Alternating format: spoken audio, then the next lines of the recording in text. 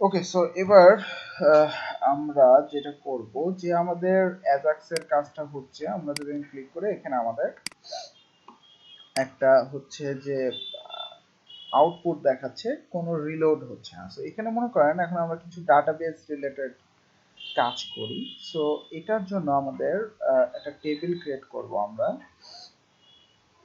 So এটার জন্য ফার্স্টে আমাদের একটা হুক ইউজ করতে হবে, যে যখনই আমাদের প্লাগইনটা অ্যাক্টিভ করবে আমাদের একটা টেবিল জেনারেট হবে। সো রেজিস্টার অ্যাক্টিভেশন হুক, এটার মাধ্যমে আমরা প্রথমে বলে দেব ফাইল, দেন কমা দিয়ে আমি বলবো সেকেন্ড প্যারামিটার একটা ফাংশনের নাম। সো মনে করেন আমি হচ্ছে অ্যাজাক্স প্লাগইন ডেটাবেস নামের একটা ফাইল ফাংশন এখানে নাম দিয়ে দিলাম। সো এখন আমাদের এখানে এই ফাংশনটা ক্রিয়েট করতে হবে। সো এই ফাংশনের মধ্যে এখন আমরা কি করব, এই ফাংশনের মধ্যে আমরা ডিফল্ট ভাবে আমাদের যেন একটা টেবিল ক্রিয়েট হয়ে যায় সেই কাজটা করব।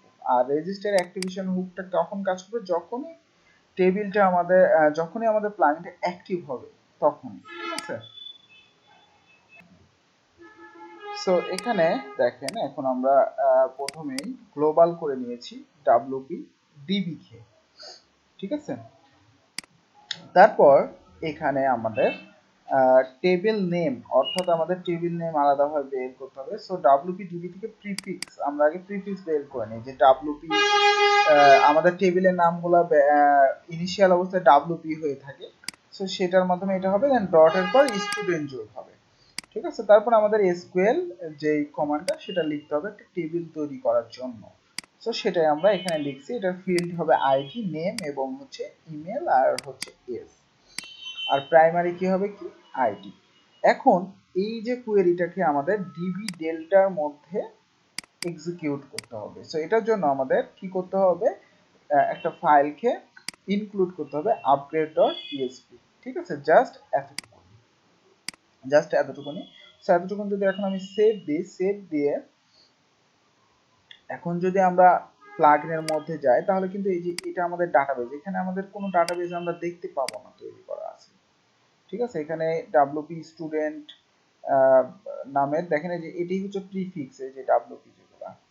সো আমাদের যেটা করতে হবে সেটা হচ্ছে যে এই প্লাগইনটাকে একবার ডিঅ্যাক্টিভ করে আবার অ্যাক্টিভ করতে হবে, কারণ রেজিস্টার অ্যাক্টিভেশন হুকটা তখনই কাজ করবে যখন আমি অ্যাক্টিভ করব তখন। এবার যদি আমি ডাটাবেজে এসে রিলোড দিই একটা, সো এখানে এবার দেখেন এই যে wp স্টুডেন্ট নামের একটা টেবিল তৈরি হয়েছে।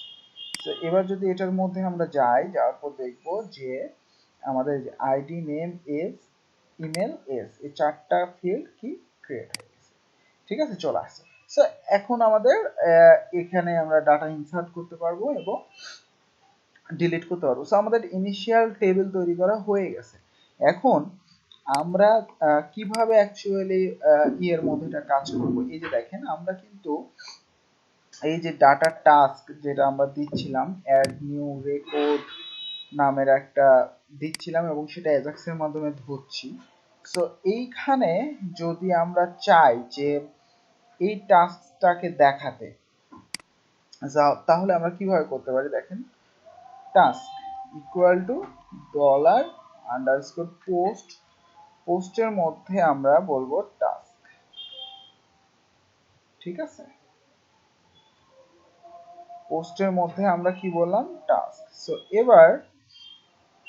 এবার যদি আমরা এখানে রিলোড দিই এবং এখানে যদি এবার রিলোড দিই, দেখেন এখানে আমাদের কিছুই নাই, কারণ আমরা যে ধরেছি আমাদের ইকো করতে হবে, ইকো ডলার টাস্ক, ঠিক আছে? সো আপাতত এটাই করলাম। সো এবার যদি আমি রিলোড দিই, দেখি টাস্ক আমাদের এখানে আউটপুট আসে কিনা। এই যে দেখেন অ্যাড নিউ রেকর্ড আসতেছে, ঠিক আছে? আর নিউ ডাটা তো নিউ ডাটাই ছিল, অ্যাড নিউ রেকর্ড কিন্তু আমাদের আসছে।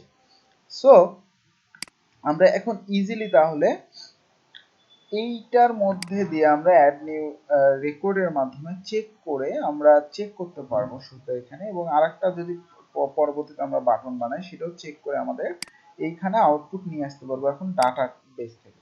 সো আমরা নেক্সট থেকে যেটা করব সেটা হচ্ছে যে আমাদের ডাটা ইনসার্ট করব, ঠিক আছে, ইনসার্ট করব।